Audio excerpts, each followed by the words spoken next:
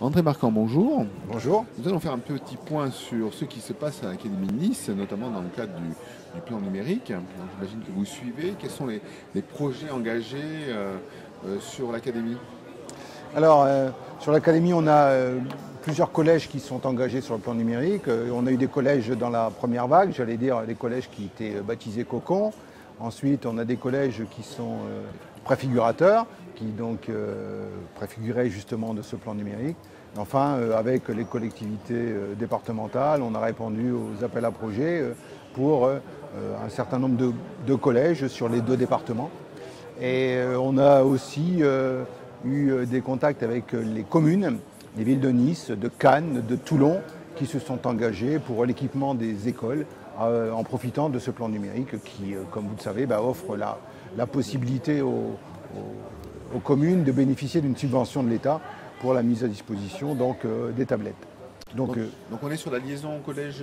Alors, on profite naturellement de cette liaison collège-lycée, puisque sur le plan, ce qui est bien proposé, c'est que des écoles rattachées à un collège, pour un certain quota, puissent bénéficier de ces équipements-là. Donc on a profité de cette opportunité pour se rapprocher de nos communes et voir un peu si elles s'engageaient pour l'équipement et bénéficier de cette subvention. Malgré l'ambiance budgétaire qui n'est toujours pas au beau fixe dans les collectivités, hein, c'est ce qu'elles disent, on avance sur la massification des pratiques dans les établissements. Alors, vous avez raison de souligner les difficultés économiques que peuvent rencontrer les départements, parce que c'est ce qu'ils nous mettent en avant bien souvent. Et c'est vrai qu'au niveau départemental en particulier, on avance, mais pas aussi vite que l'État le souhaiterait dans le déploiement. Ce n'est pas tout à fait la même réponse du côté des communes qui ont davantage de possibilités, j'allais dire, et qui, elles, peuvent peut-être davantage équiper les écoles. C'est pour ça qu'on a eu cette démarche auprès des communes qui nous permet d'aller plus loin, surtout que pour les écoles, l'équipement restait encore assez modeste dans beaucoup de communes et dans beaucoup d'écoles.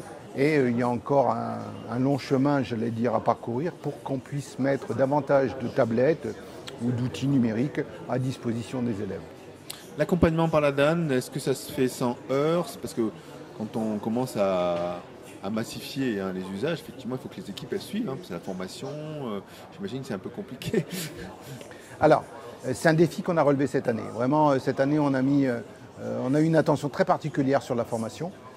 Tous les professeurs de collège auront 2 journées de formation cette année. Et j'insiste sur tous les professeurs. Jusqu'à présent, les formations étaient ouvertes à des professeurs sur un principe de volontariat.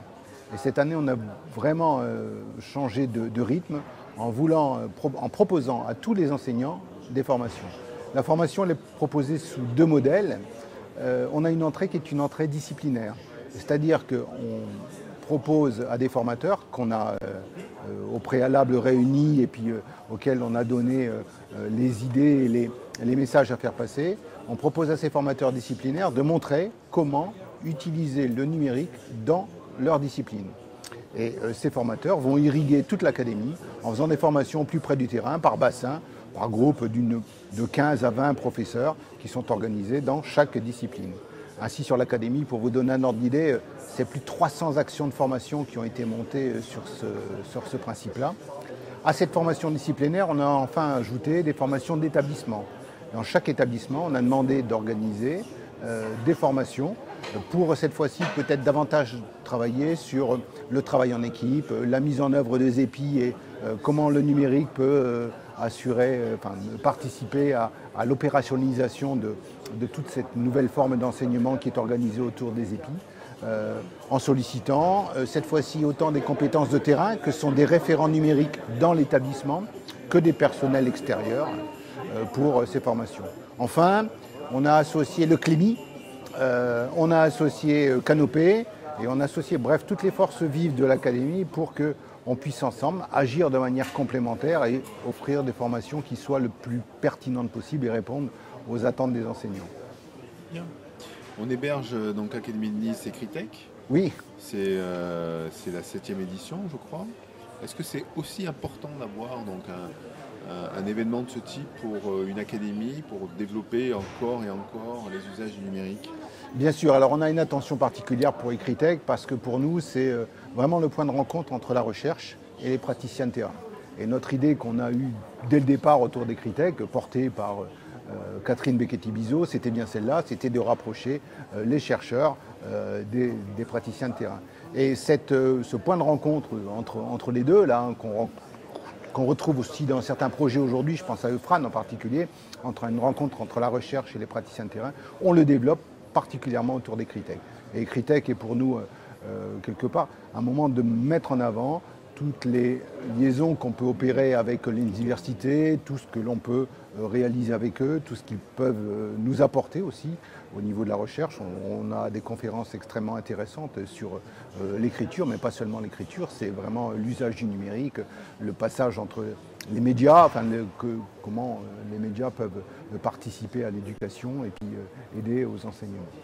Culture des médias, la sensibilisation autour de ça, vous parliez des CLEMIS, c'est important dans l'académie? Ah oui, alors si vous voulez, on a, dans notre projet numérique, on a deux axes très importants. Le premier, c'est le développement de la culture numérique des élèves. Mais quand je dis développement de la culture numérique des élèves, ça passe naturellement par les profs, et voire aussi par les parents, on pourra en parler. Et le deuxième axe pour nous important, c'est le développement des usages du numérique à l'école. Donc sur le premier, la culture numérique des élèves, on a justement dans les actions de formation que l'on conduit, une attention particulière à développer la culture numérique des profs et même la culture numérique des parents.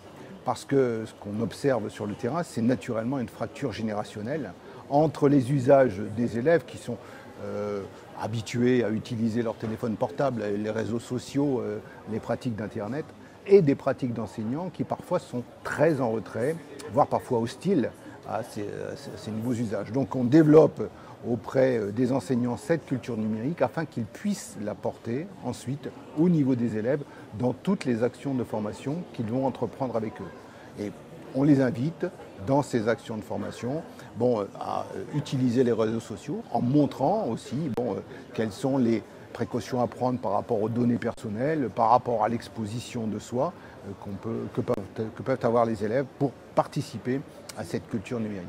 L'ESP est également associé, je vais dire, à cette formation, puisqu'on intervient aussi auprès des étudiants en master pour qu'ils puissent justement porter auprès de ces nouveaux profs ces nouvelles informations qui sont très importantes aujourd'hui. Merci. Merci beaucoup.